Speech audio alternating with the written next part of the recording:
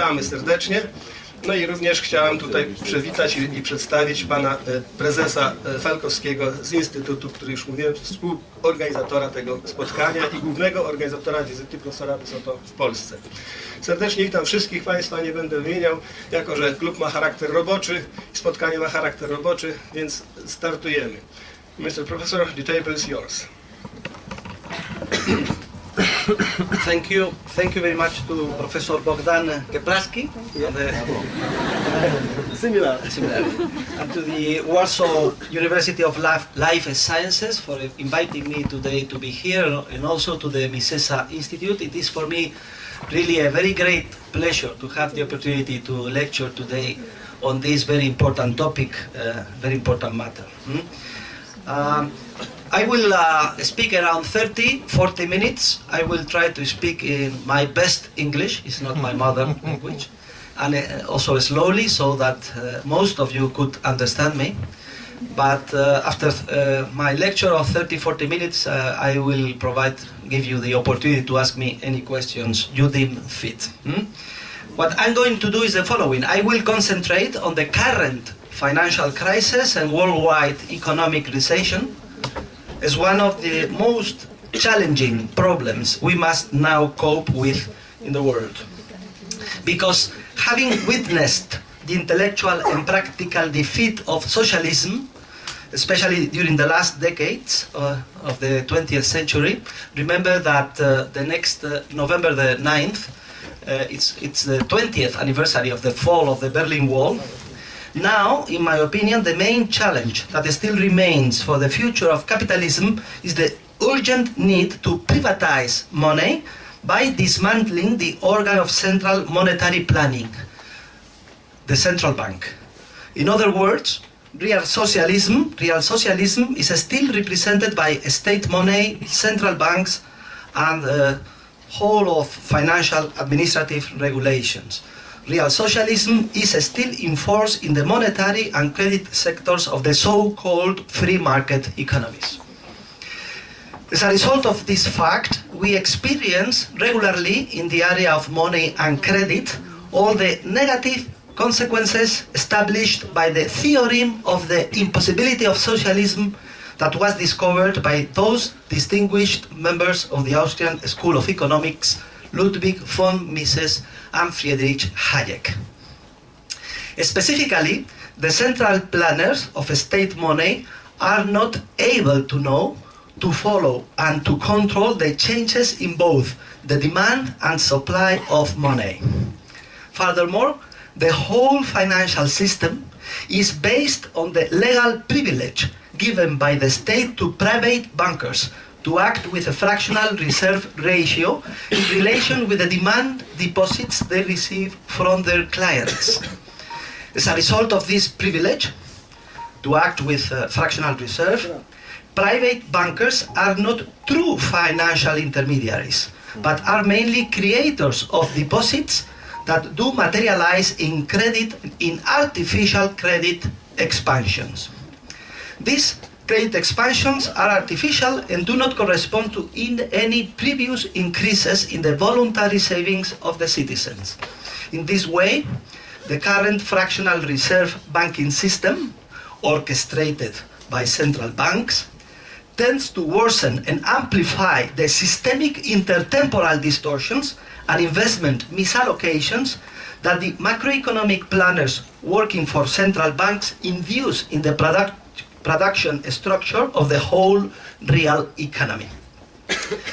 Those distortions manifest themselves in the stages of financial bubbles, economic booms, overall malinvestment, and finally and afterwards in the stages of financial crisis, deep economic recession, and unemployment. The expansionary cycle, which has now come to a close, was set in motion when the American economy emerged from its last recession in 2001, and the Federal Reserve embarked again on a major artificial expansion of credit and investment. An expansion, I repeat, that was not backed by a parallel increase in voluntary household savings. For many years, the monetary supply in the form of banknotes and demand deposits has grown at an average rate of over 10% per year, which means that every 7 years the total volume of money circulating in the world has doubled. The media of exchange originating from this severe fiduciary inflation have been placed on the market by the banking system as newly created loans granted at extremely low and even negative in real terms interest rates. This has fueled a speculative bubble in the shape of a substantial rise in the prices of capital goods, real estate assets, and the securities which represent them and are exchanged on the stock market where indexes soared. Curiously enough, like in the roaring years prior to the Great Depression of 1929, the shock of monetary growth has not significantly influenced the prices of the subset of consumer goods and services, which are approximately only around 1/3 of all of the goods that are exchanged in a market economy. The other 2/3 are mainly capital goods. The last decade, like in the 1920s, has seen a remarkable increase in productivity as a result of the introduction on a massive scale of new technologies and significant entrepreneurial innovations, like the internet and so on, which, were it not for the money and credit injection, would have given rise to a healthy and sustained reduction in the unit price of goods and services all citizens consume. Moreover, the full incorporation of the economies of China and India into the globalized market has gradually raised the real productivity of consumer goods and services even further. The absence of a healthy deflation in the prices of consumer goods in a stage of such considerable growth in productivity as that of recent years provides the main evidence that the monetary shock has seriously disturbed the economic process. Economic theory teaches us that, unfortunately, artificial credit expansion and the fiduciary inflation of media of exchange offer no shortcut to a stable and sustained economic development. No way of avoiding the necessary sacrifice and discipline behind all high rates of voluntary savings. In fact, particularly in the United States, voluntary saving has not only failed to increase up to now, but in some past years has even fallen to a negative rate. Indeed, the artificial expansion of credit and money is never more than a short-term solution, and that at best. Today there is no doubt about the recessionary quality the monetary shock always has in the long run. Newly created loans of money citizens have not first saved immediately provide entrepreneurs with purchasing power they use in overly ambitious investment projects. In recent years, especially in the building sector and real estate development. In other words, entrepreneurs act as if citizens had increased their saving when they have not actually done so. Widespread discoordination in the economic system results. The financial bubble, what was called the irrational exuberance by Alan Greenspan. Let us hope that Alan Greenspan is in the hell right now. The financial bubble, I repeat, exerts a very harmful effect on the real economy. And sooner or later, the process reverses in the form of an economic recession, which marks the beginning of the painful and necessary readjustment. In my book, I study step by step why this reversion necessary does appear. This readjustment invariably requires the reconversion of the entire real productive structure, which inflation has distorted. The specific triggers of the end of the euphoric monetary binge and the beginning of the recessionary hangover are many, and they can vary from one cycle to another.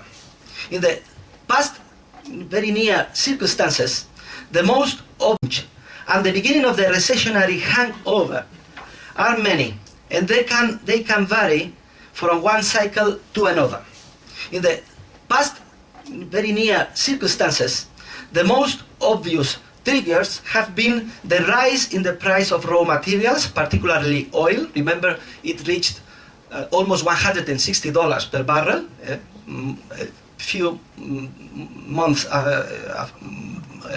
1 year ago. The subprime, another trigger was the subprime mortgage crisis in the United States, and finally the failure of important banking institutions when it became clear in the market that the value of their debts exceeded that of their assets, mortgage loans granted.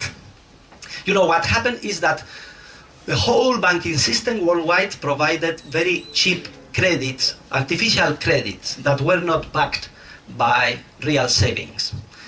And the value of those credits is in the asset side of the balance sheets of all banks. Now, the free market discovered very recently that the real value of those assets is just a fraction of what was originally thought, because the investment that was financed with the new credits was wrongly done, was mainly done in unprofitable lines. So if now the market discovers that the asset value of the banks is just a fraction of what was formerly thought, and at the same time the liability part of the balance sheets of the banks gives the former value, which are the deposits created by the banking system, all of a sudden we discover that the whole banking system is not solvent. And this is the financial crisis that we have suffered recently worldwide. So at this point, it is inevitable, a painful readjustment that must begin, and that is characterized by a drop in production and an increase in unemployment. Now the market is discovering that a lot of the investments that were launched in the past few years were wrong. And what is needed is to transfer in a massive scale, scarce resources and mainly labor from the unprofitable lines toward the profitable lines. And this process is precisely the recession in which we are now. The most rigorous economic analysis and the coolest, most balanced interpretation of recent economic and financial events lead inexorably to the conclusion that central banks, which are true, and I repeat it, financial central planning agencies, so pure 100% socialism inside the financial area in the so-called free market economies, which are not free market economies at all. Central banks cannot possibly succeed in finding the optimum monetary policy at every moment. And this is exactly what became clear in the case of the failed attempts to plan the former Soviet economic from above, not only the former Soviet economy, but also the former Polish communist economy from above. So exactly the same problems that socialists found in the former Eastern Bloc countries are now being experienced by central banks that try to plan in the monetary area, the monetary supply, to establish the correct interest rate, and so on.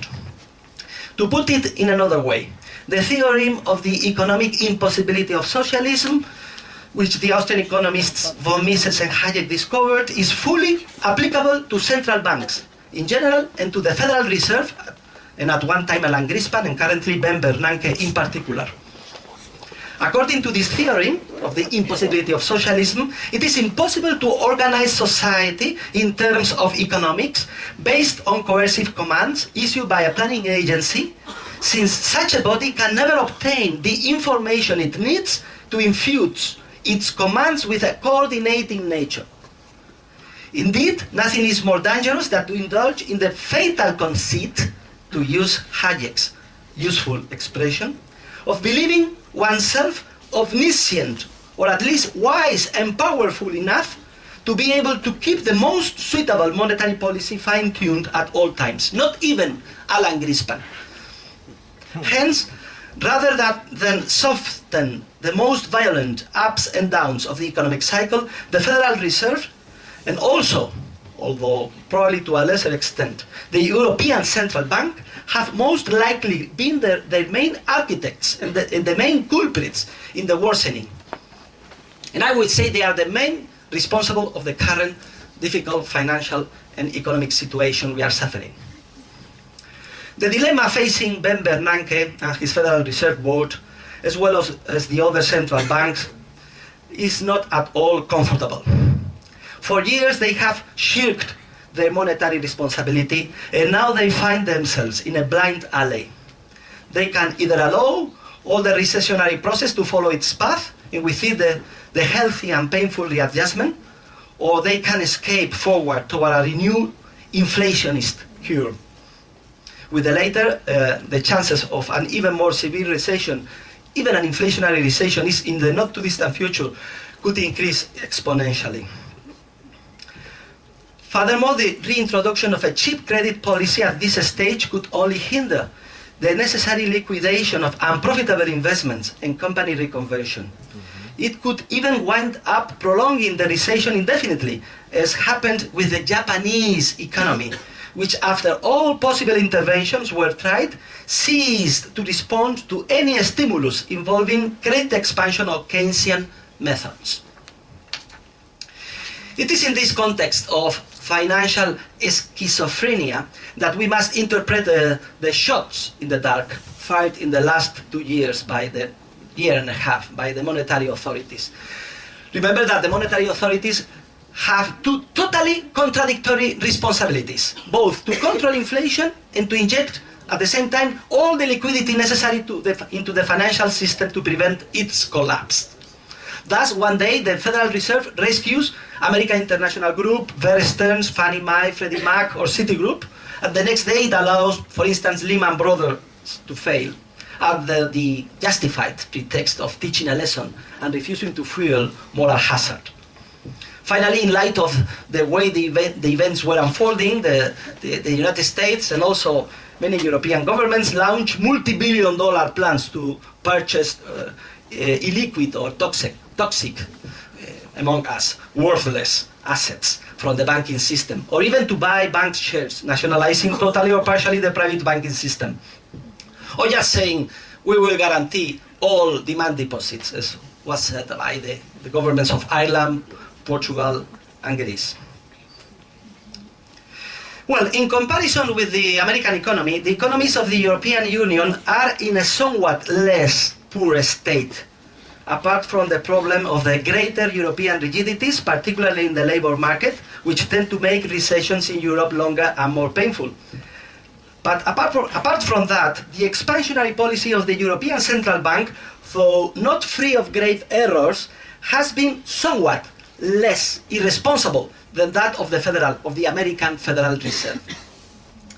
Furthermore, the fulfillment of the convergence criteria involved at the time a healthy and significant rehabilitation of the chief European economies.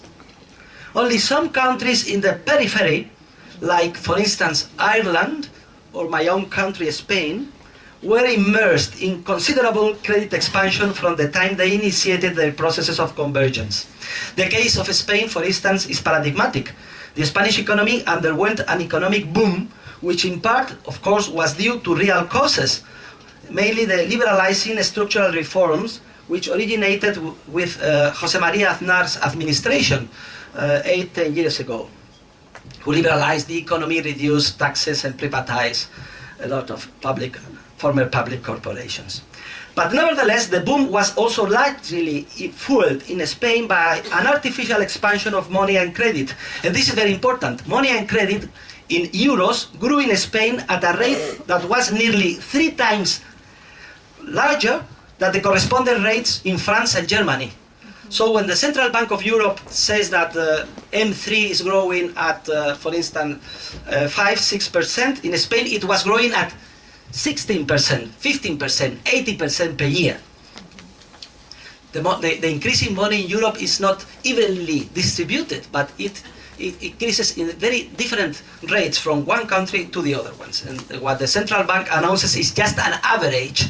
The same happens, as a matter of fact, with the different regions and the states in the evenly distributed, but it it increases in very different rates from one country to the other ones. And what the central bank announces is just an average. The same happens, as a matter of fact, with the different regions and the states in the American economy. The Spanish economic agents essentially interpreted the decrease in interest rates which resulted from the convergence process to the euro in the easy money terms that were traditionally in Spain before we entered in the European Union. Greater availability of easy money and mass requests for loans from Spanish banks, mainly to finance real estate speculation. Remember that in Spain we've been building around 700,000 homes per year, which is more or less the same amount of homes that were built in the rest of the European Union together. These loans that financed this real estate bubble in Spain were granted by banks that created the money ex nihilo, while the European central bankers looked on unperturbed. They did not anything. Under these circumstances, what would be the most appropriate policy? I would recommend to liberalize the economy at all levels, especially in the labor market, to permit, as I said before, a rapid, quick reallocation of productive factors, particularly labor, to profitable sectors. So in Spain now we are suffering, as in Ireland, the United Kingdom, and so on, a huge restructure of the building sector that reduced its sales around 70% in just 1 year. Likewise, it is very essential to reduce public spending and taxes in order to increase the available income of heavily indebted economic agents and families who need to repay their loans as soon as possible. Because families, and in general corporations and companies, can only rehabilitate their finances by cutting costs, especially labor costs, and paying off loans. And essential to this aim are a very flexible labor market and a much more austere public sector.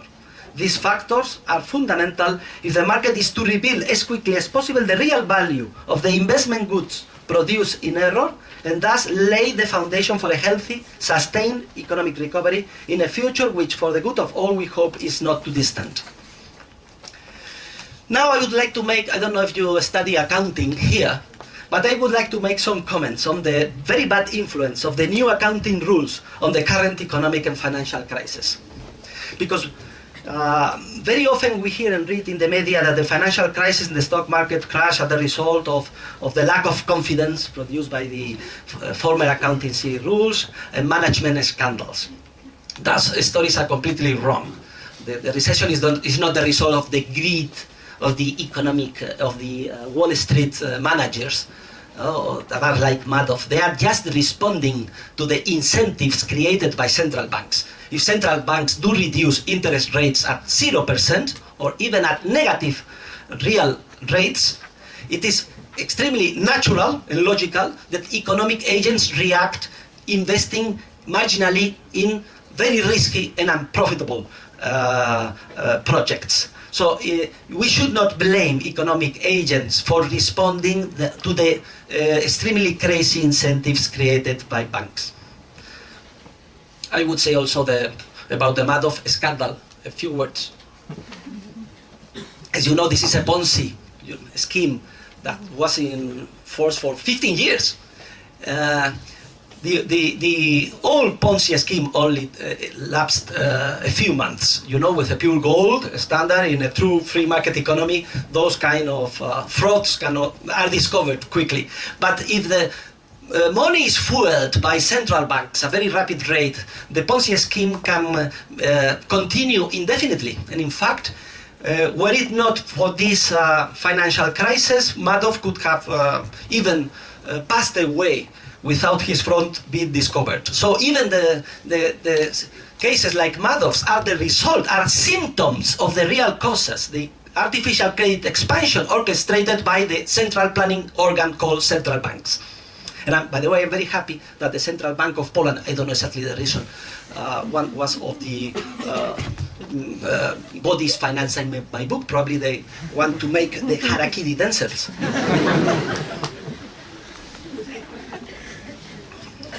Also, the so-called creative accounting of the bubble years and the subsequent scandals are not the cause of our current problems, but just the opposite. They are the consequence of the bad economic policy, monetary policy of the central banks. Accounting is the language of business, and its traditional century-old foundations, based on the principle of very prudent valuation of assets, namely that we must value in the accounting books at the lower of cost or the historical cost or the market value, at the less of them, at the lower of them. This very traditional accounting principle is 500 at least years old, cannot be substituted by the new principles based on the very volatile and so-called fair market value and the artificial inflation of balance sheets in bubble markets without destroying the whole capitalist system. This is very important because the European Union very recently just approved the international accounting rules that do change entirely the traditional principles of accounting, and this could even destroy the market economy. You cannot change the language in which we speak with each other financially, which is accounting. You cannot change those traditional principles without destroying our understanding of what is going on and destroying the market economy. We must not forget that a central feature of the recent period of artificial expansion was a gradual corruption on the American continent, first, as well as in Europe, second, of the traditional principles of accounting as practiced globally for centuries. To be specific, acceptance of the international accounting standards and their incorporation into law in most countries have meant the abandonment of the traditional principle of prudence and its replacement by the principle of fair value in the assessment of the value of balance sheet assets, particularly financial assets. Fair value is called. This is a way to cheat all citizens, because who is going to be against something fair?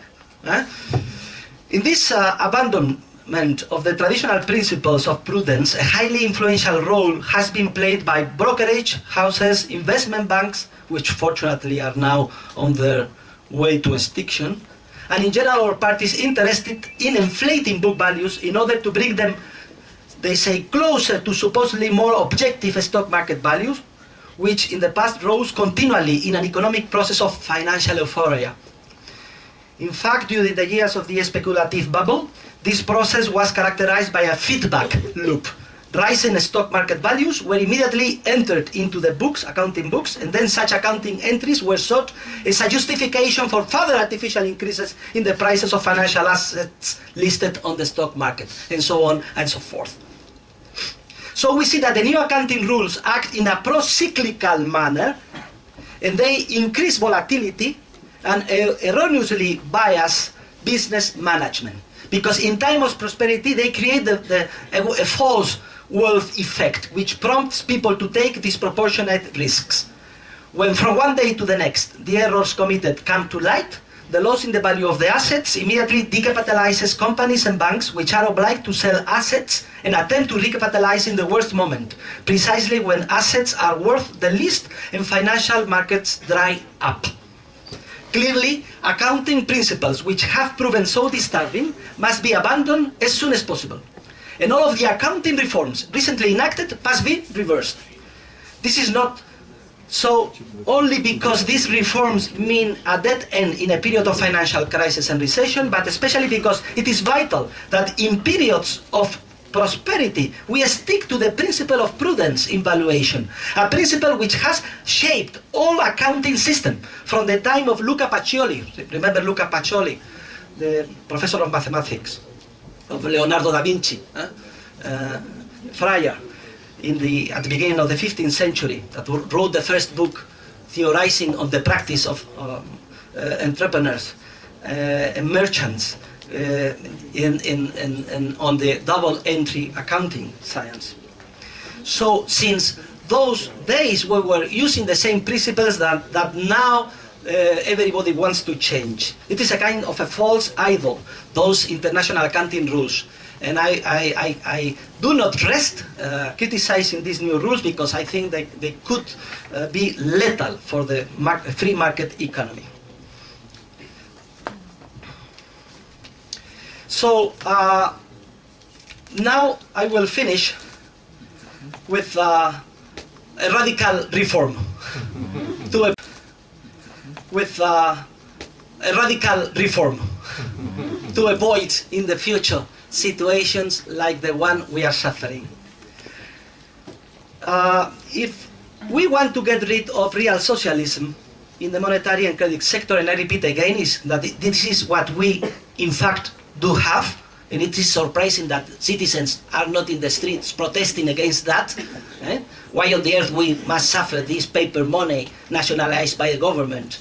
Why on the earth a central planning agency want to establish the optimum monetary supply, and why on the earth, through a decree, this Soviet planning called central banks want to establish it's so important what should be in a free market price, the interest rate. It is established as a result of a decree by central banks. So if we want to get rid of, I repeat, real socialism in the financial arenas we are having now, and for this I mean to get rid of central banks, and if we want to create a truly free and stable financial and monetary system in this new 21st century, at the end of the first decade we are now, it will be necessary to take the following three steps. And it's funny because if we read at the press, hear the TV and so on, the normal story is always the following, that the current financial crisis just shows that the free market cannot work and that we need more central bank, more regulations and more state, when it's exactly just the opposite. And it's so obvious and so evident that I am surprised people do not protest against that, because it is extremely obvious that this area is not free, and what we are suffering is a pure socialist system. So we have, let us recapitulate before I say my three proposals. We have a central planning body that wants to inject the optimum monetary supply, that establishes by decree the interest rate. We have a public money. Money has been nationalized, taken away from private decisions. And we have legal tender laws, and we have a huge set of regulations. 6. If this is a free market, I ask, please God, come here to see it and tell me. This is pure socialism. And if now we have this failure, this financial crisis and this economic recession is not a result of the free market, but just the opposite. It only shows the huge failure of central banks and socialism trying to organize our lives and our societies. So the necessary three steps would be the following. First, to re-establish a 100% reserve requirement on all bank demand deposits and equivalents. Why I say that? Well, it is obvious. I am not only professor of economics and PhD in economics, I also PhD in law. I've been teaching political economy for 20 years in the law school of Complutense University of Madrid. Well, for a lawyer, it's evident that in a demand deposit, no matter if it is wheat, oil, or money, the person receiving the deposit, what is called the depositary, must keep at all times 100% of the equivalent of what he or she has received. If the depositary does not keep 100%, he commits a fraud. He's a criminal. And this is established in all civil and mercantile codes since the Romans, with just one exception. There is a privilege given to some private agents called banks not to comply with this general rule of private property. So what I'm requesting in this first reform is just to reintroduce the general rules of private property to the free banking, private banking area.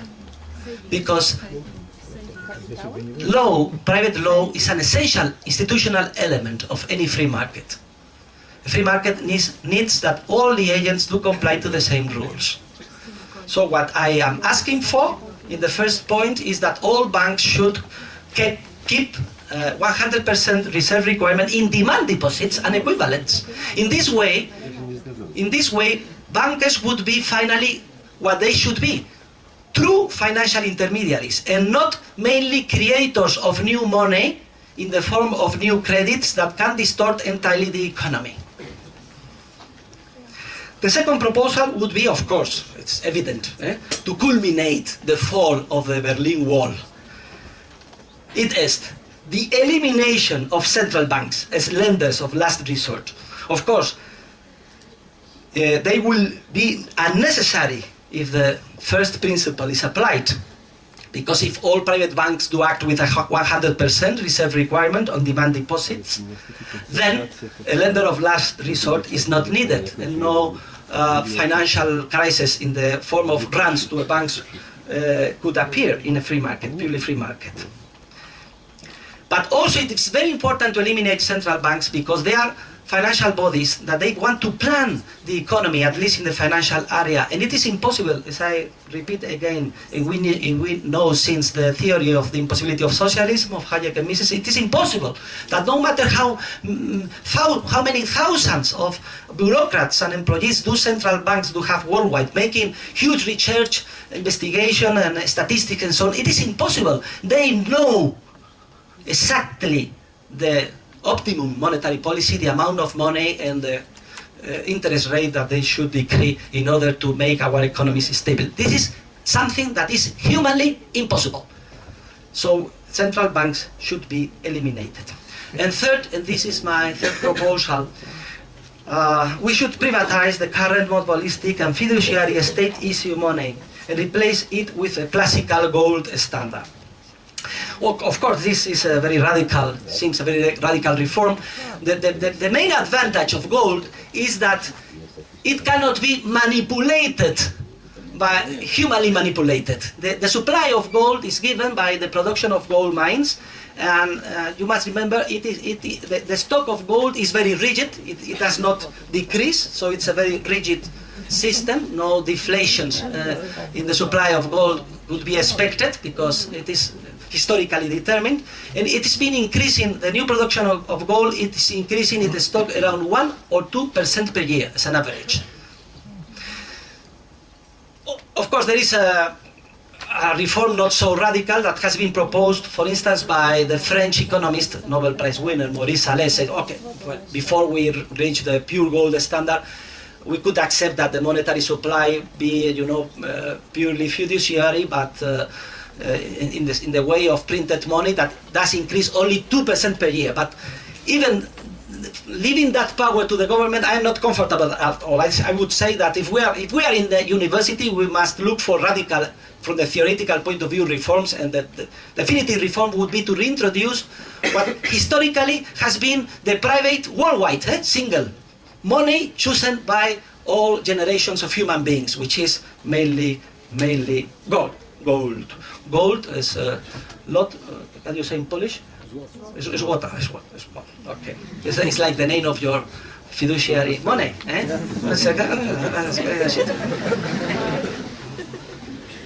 Well, this radical definitive reform would essentially mark the culmination of the 1989 fall of the Berlin Wall and real socialism, since the reform would mean the application of the same principles of liberalization and private property to the only area, that of finance and banking, which has until now remained mirrored with central planning by central banks, extreme interventionism, for instance, as I said, the fixing of interest rates, the tangled web of government regulations, and state monopoly through legal tender laws, which require the acceptance of the current state issue fiduciary money.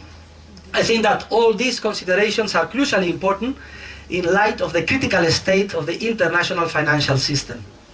Nevertheless, while it is tragic that we have arrived at the current situation, it is even more tragic, if possible, the widespread lack of understanding regarding the causes of the phenomena that is affecting us, and especially the atmosphere of confusion and uncertainty prevalent among experts, analysts, and most of my colleagues, I would say, most economic theorists.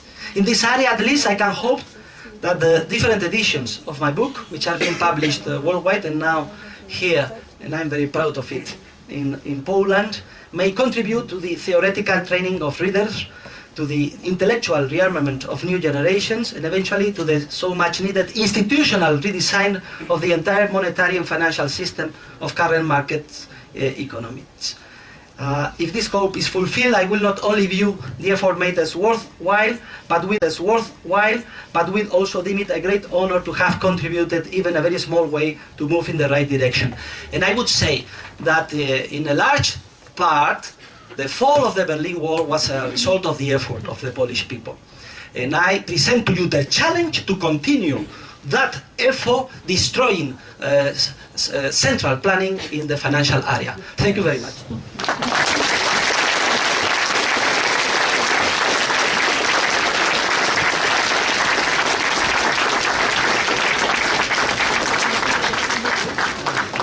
Thank you very much for your presentation of your opinion. Now we can start to give some question about this very interesting topic. But before it, sorry, I say a few words in Polish. Sorry, Mr. Professor. Proszę Państwa, myślę, że większość z Państwa zrozumiała wystąpienie profesora. Jeżeli ktoś nie zrozumiał, to ma dowód na to, że języków trzeba się uczyć. Myślę, że to bardziej dobitnego przykładu nie znajdziecie. Natomiast, żeby taką pewną pigułkę zastosować z tych poglądów pana profesora, ja przeczytam ostatnie 2 akapity. Nie będzie to zbyt długo trwało, ale to jest taką kwintesencją poglądów profesora. Więc pozwólcie Państwo, że sięgnę po książkę, którą polecam do zakupu.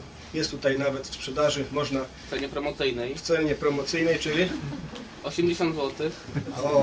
tak dla studentów.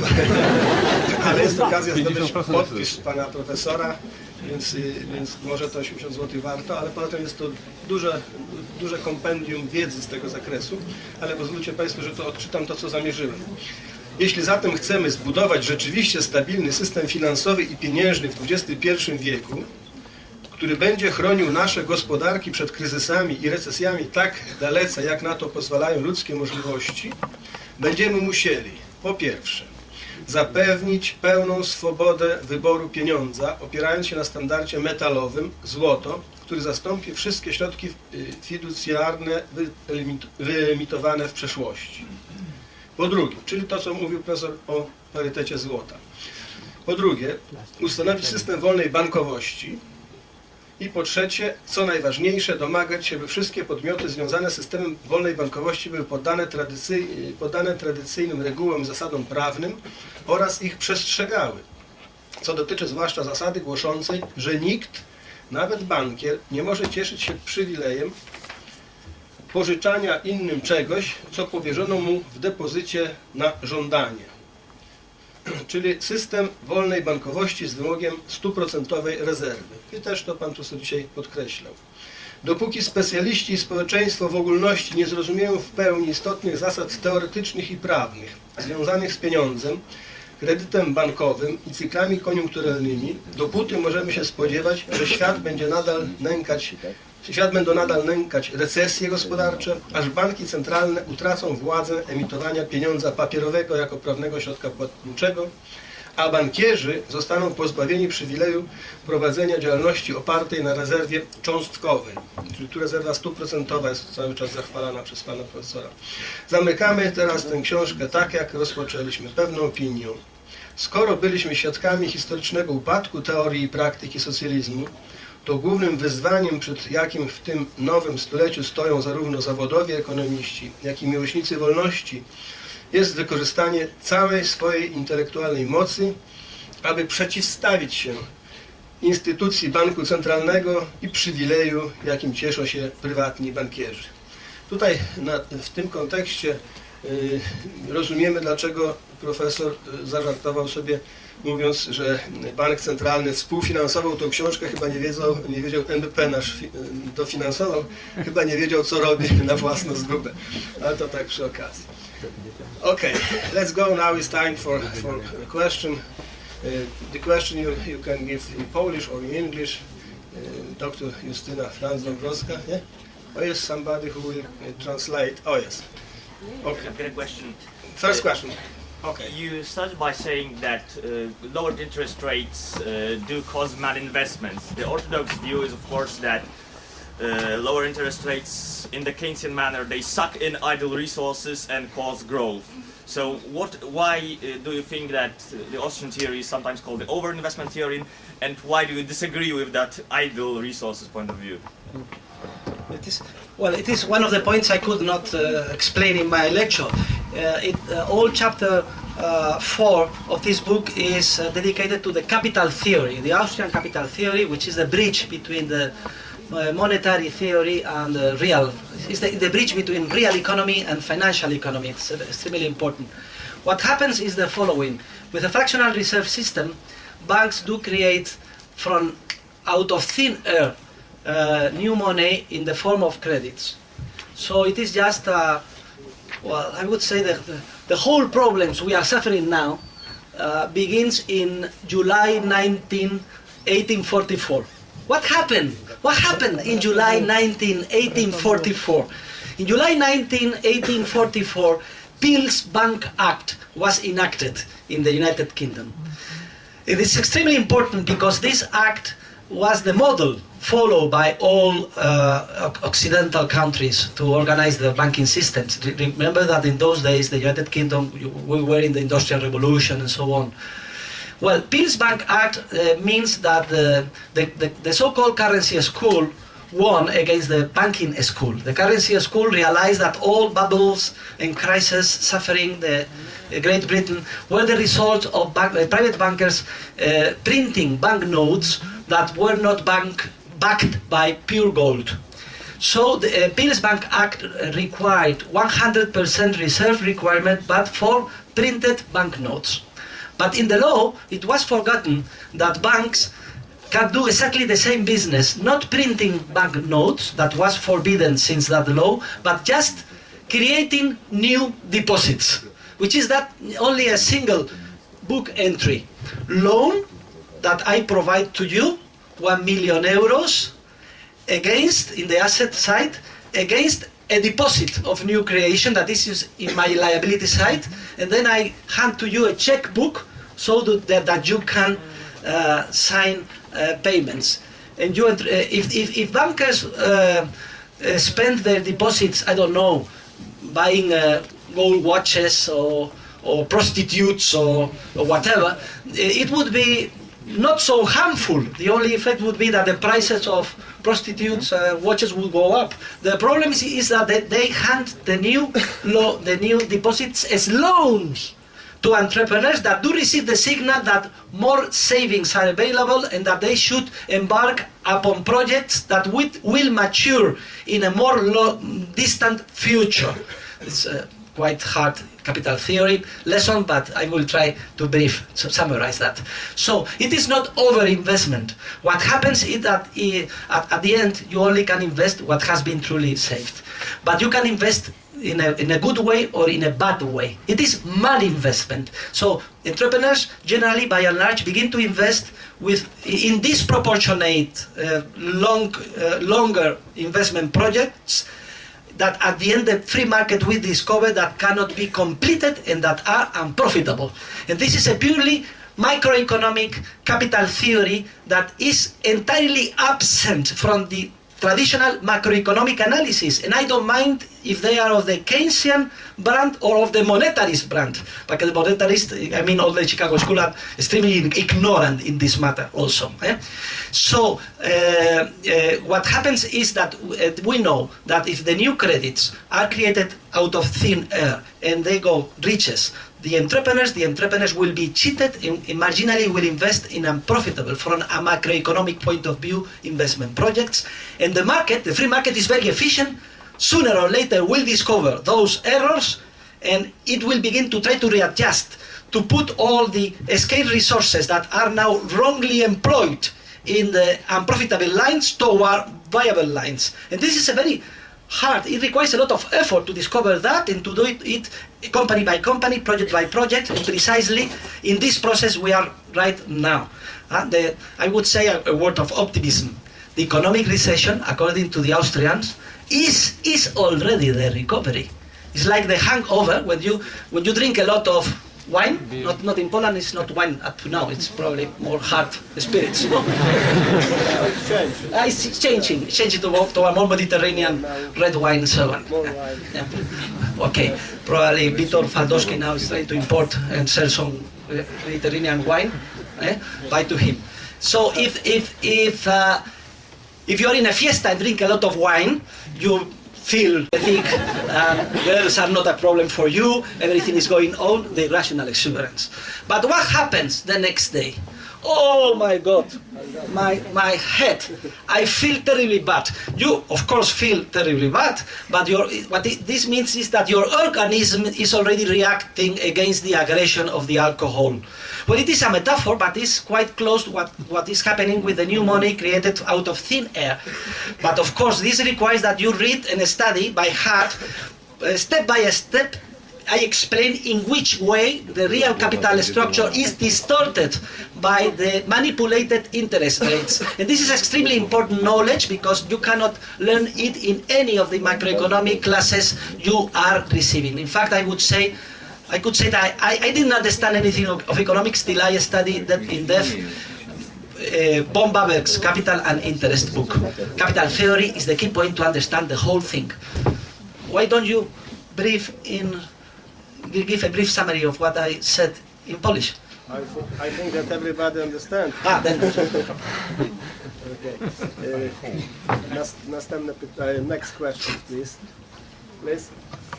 According to your first proposal of curing the situation in economics,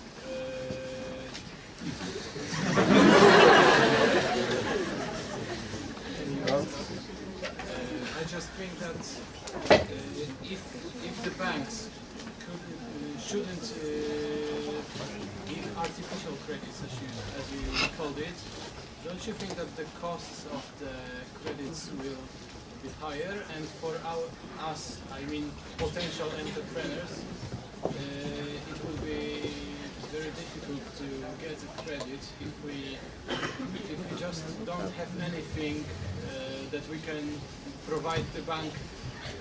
You know what I mean? Yeah, this is a very important and key question. For instance, what Joseph Alois Schumpeter, defender, said. No, cheap, abundant, even artificial credit is wonderful for creative entrepreneurs. Also, the theories of the banking school, in the debate between the banking school and the currency school in the years previous to the Pills Bank Act, will say no, it's something wonderful. Credit expansion is not bad, but it's the best thing for the world. Do not worry about creating crisis. Fullerton also developed the what is called the law of reflux. If we provide cheap credit, artificial credit, do not worry because it will come back to the banks automatically. So it will be an automatic system of equilibrating the whole mess. But they are entirely wrong, because for an entrepreneur it is as important as providing credit for his project if the project is profitable, is not providing credit to his project if the project yet is not profitable. But the profitability of the project should be compared not with an artificial interest established by a system in which credits are created out of thin air, but with a true free market price that reflects the time preference of individuals. I mean, the real volume of previous private savings. There is no way to shortcut. That would be wonderful if we could increase our investments without sacrifice. The temptation is very great. Imagine that we could finance every entrepreneurial project without the need of saving. And this temptation is a temptation of the devil, because and it affects all the strata in the society. That's the reason, precisely the reason why inflation is so popular among everybody. With inflation, everybody is happy at the beginning. Entrepreneurs are very happy. They receive cheap loans for all projects. Workers are very happy. There is huge demand of their resources and wages goes up. governments are very happy. The income of taxes goes up and they can spend everybody. So it destroys entirely the coordinating nature of a healthy society. This is why it's so important that we keep traditional legal principles and we study the theoretical background of what is happening now to us. So do not be cheated yourself. To provide cheap credit to everybody is lethal to a free market. Because what we need is that the coordinating free market process put the real savings of the people in the most profitable investment projects. If you cut this connection, we are entirely condemned to failure. And precisely for thinking that cheap, free, artificial credit is something good, it's precisely for that we are suffering now the worldwide financial crisis and the economic recession. Thank you. Next question, please. Sławomir Juszczyk from this university.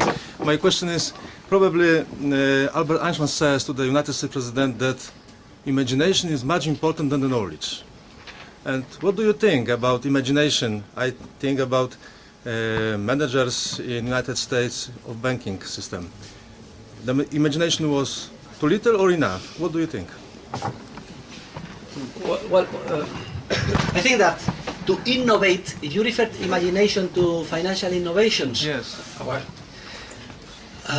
innovation is a key feature in any dynamic free market system.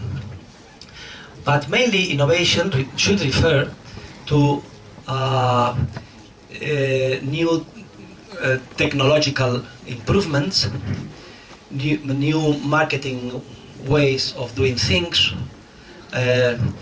new entrepreneurial ways of organizing corporations. But be very careful with innovating contracts. The free market needs a stable structure, legal structure. Innovating a contract is beep, beep, beep. A red light should turn on, say, something wrong is being here. It's like saying, okay, we are in a free market. We are going to innovate a new marriage contract. Why not? New marriage contract, a lady and 3 guys, or a guy and 3 ladies, a lady and a horse, or a horse and a man. No. Those contracts are the result of an evolutionary process that took many generations, that has been proved, and that is the base, is the background, the basement of the whole free market system. We cannot innovate a family contract without destroying society. And it is exactly the same with the general principles of private law in the private property area. And it is a general principle established since the Romans, and it is ontologically evident for every jurist and also an Austrian economist at least, that in a demand deposits and equivalent, when I refer to equivalent, is that there are a lot of imaginative innovations that what they try is to conceal a true demand deposit. For instance, a loan with a put an option that you can ask in every moment at the nominal original value. This is a deposit, of course.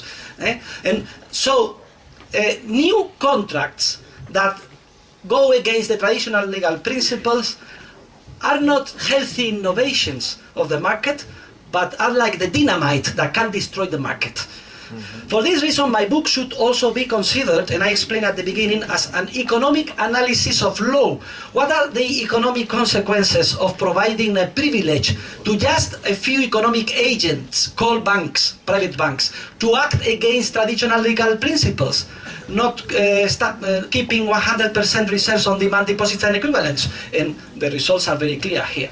And we are, the whole world is suffering them in the form of financial crisis and economic recessions. So I think our responsibility is huge in this area.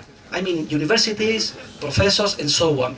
It is key. It is We are not talking about an important matter. It is possibly the most important economic and social matter in which we are now implied. The culmination of the fall of the Berlin Wall in the financial area. Thank you. Next question, please. Okay. Pytania mogą być po polsku. National banks, central banks, abilities to not to follow the common rules of private law. And your proposal was to let them to use the common rules. And my question is, which tools must be used to achieve this objective? The tools. Ways and tools. In chapter 8, in chapter 9 of my book, I developed the transition, but I can explain you very quickly. And this has been thought already by several scholars. By the way, I'm not the only scholar defending 100% reserve ratio for private banks. At least 5 Nobel Prize winners have defended it. 4 of them of economics and 1 of them of chemics. You should read who they are here. Well, imagine, it's very easy. The transition is very easy. First, central banks do print the paper money for exactly the amount of all demand deposits in the accounting books of private banks. They hand that money to private bankers. Up to that moment, they are required to keep 100%. So the situation is immediately, can be done immediately. The good question is the following. What happens with all the assets that now are the collateral of the demand deposits? If the private bankers do receive all the printed banknotes necessary to collateralize the demand deposits, who are the owners of those bank assets? Well, some scholars say, well, this is a gift for private bankers. Please, they've been expropriating generation by generation in a hidden way to all citizens. Giving this additional gift, I think is too much. I accept, please keep the assets corresponding to owner's equity, not to expropriate them, but the huge amount, the greatest proportion of current assets would be in a way freed. What I propose is to convert them in mutual funds and to exchange the units for the current public debt in the market.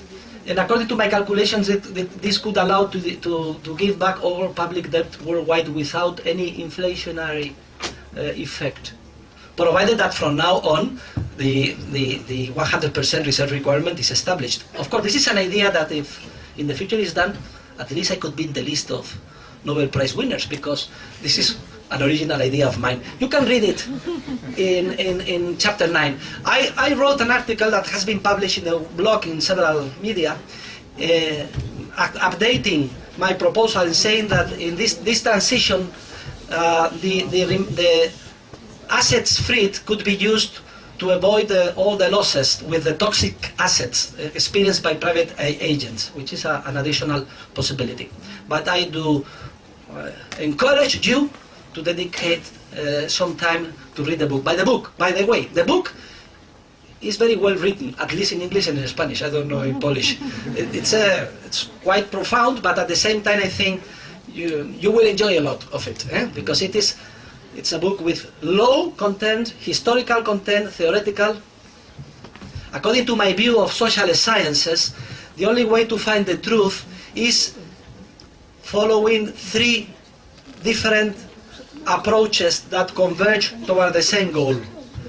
The historical evolutionary approach, the knowledge of history, the ethical approach, the knowledge of what is good or what is bad, and the theoretical approach, the knowledge of economic theory. If the provisional conclusions of research from these 3 points of view drives you to the same conclusion, you can be fairly satisfied that you are approaching scientific truth.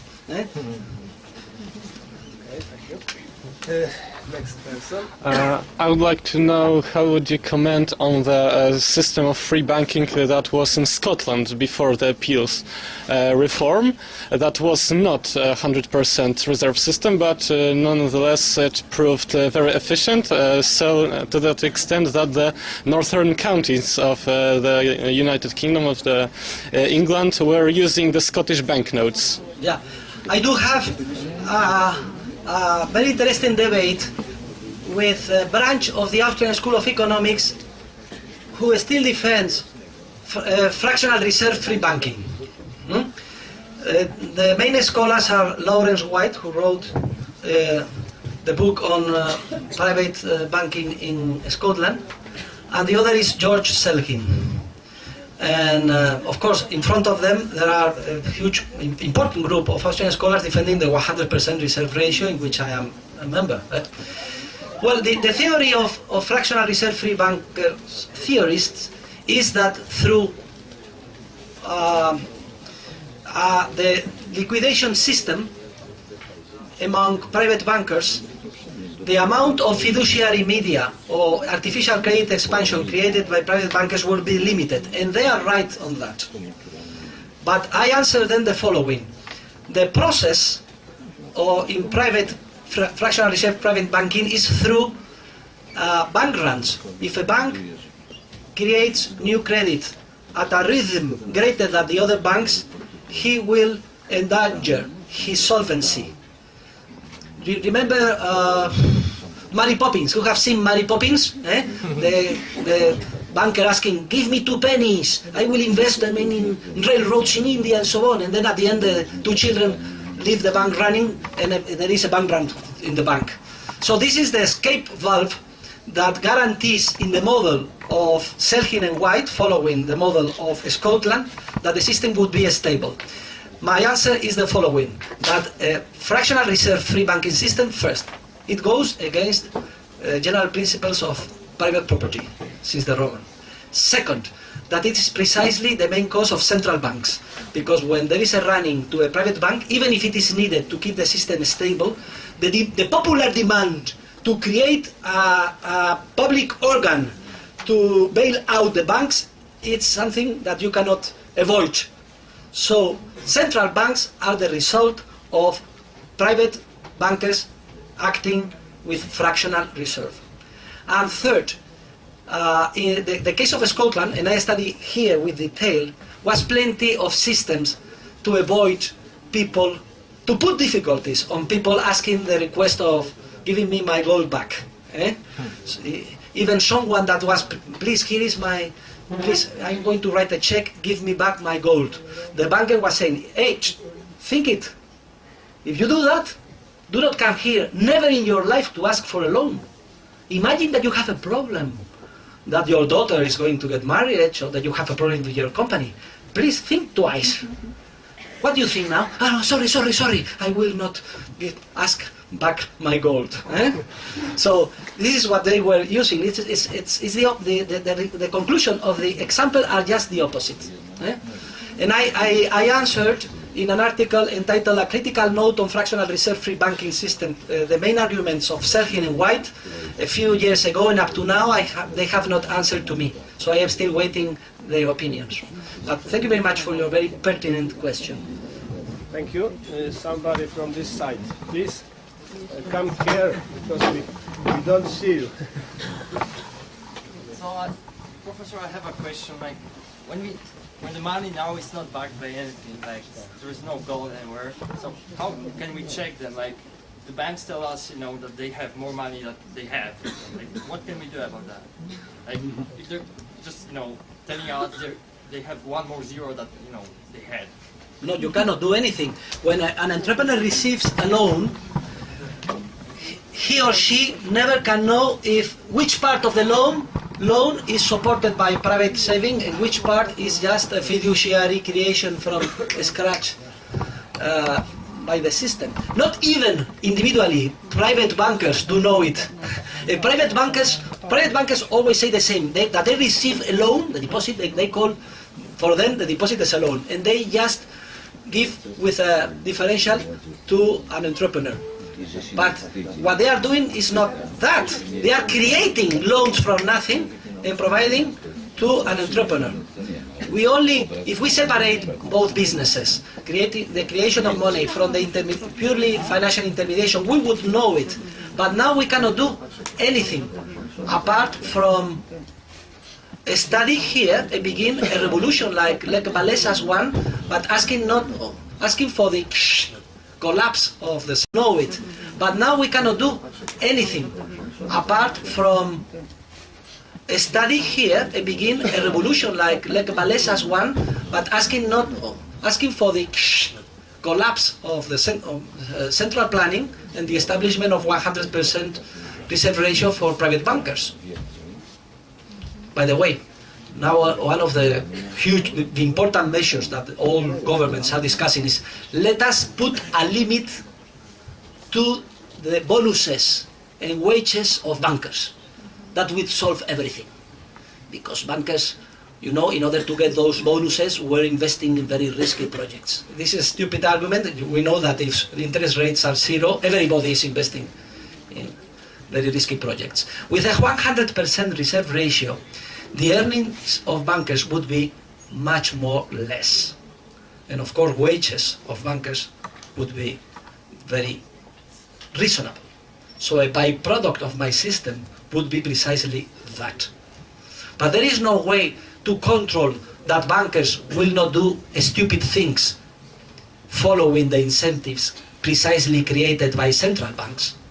But the only solution I could imagine is that central banks try to control all investment. So some bureaucrats say, this investment is too risky. Okay, I accept it.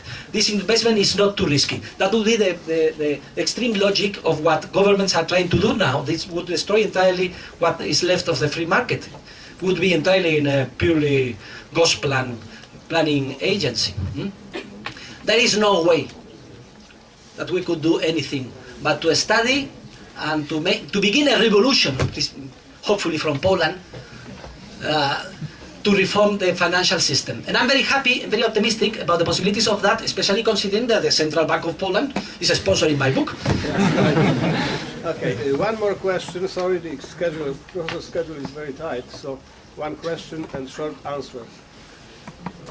Lady first, and the last question. If I understood you well, you suggest to get rid of monopoly for issuing the money.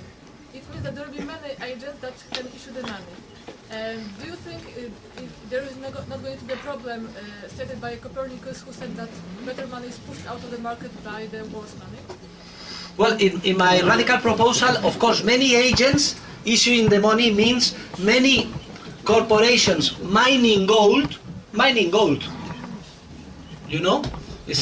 there is no risk. It depends on the production of gold worldwide, and that's the best thing, because gold cannot be printed. You must go make a hole 1 kilometer down just to take a few grams, so it cannot be manipulated. But you can melt it with other metals and it's manipulated. Well, yeah, historically not only gold, also silver and other metals were, and of course a free price among them should be established in the market every time, not with a fixed price that creates problems. Okay, sorry, this is the end of the questions. I say a few words in Polish, sorry. Pan profesor mógł oczywiście odpowiadać na wiele kolejnych pytań. Ja myślę, że tutaj z tych odpowiedzi szczególnie ważne byłoby podkreślenie, iż profesor widzi kryzys też jako pewną rzecz. To w pierwszym pytaniu zwłaszcza ujawniło się przy odpowiedzi, że kryzys może być czymś, co pozwala w przyszłości gospodarce lepiej funkcjonować, uleczyć. Nawet powołał się na przykład, krótko mówiąc, kaca po dniu poprzednim, kiedy organizm wzmacnia się następnego dnia do walki, żeby lepiej funkcjonować. Oczywiście może nie jest to do końca tak z gospodarką, ale jest coś na rzeczy, że właśnie jest możliwość, czy kryzys oczyszcza gospodarkę i powoduje, że pewne nowe decyzje są podejmowane. I tutaj jeszcze profesor wskazał, iż ten kryzys jak gdyby obudził, odbudował, reaktywował zainteresowanie szkołą austriacką, która w ostatnim okresie troszkę jakby była mniej eksponowana, więcej inne nurty, zwłaszcza monetaryzm był widoczny. Natomiast tutaj szkoła austriacka ukazała swoje walory i tutaj profesor jest tym reprezentantem. Bardzo prosił nas wszystkich, czy wskazywał, że wiele odpowiedzi jest w tej książce zawarte. W związku z tym prosiłbym do sięgnięcia. Rzeczywiście ciekawie się czyta. Jest tu nawet pewne wskazanie, takie jedna z recenzji, że jest to najważniejsza praca na temat pieniądza i bankowości od 1912 roku, czyli od wydania książki Misesa Teoria Pieniądza i tak dalej. Także polecam wszystkim Państwu ekonomistom, a zwłaszcza jeżeli ktoś się zajmuje finansami, sięgnąć po tą książkę. Jeżeli się nie kupiło, to przynajmniej w bibliotece i ją przeczytać.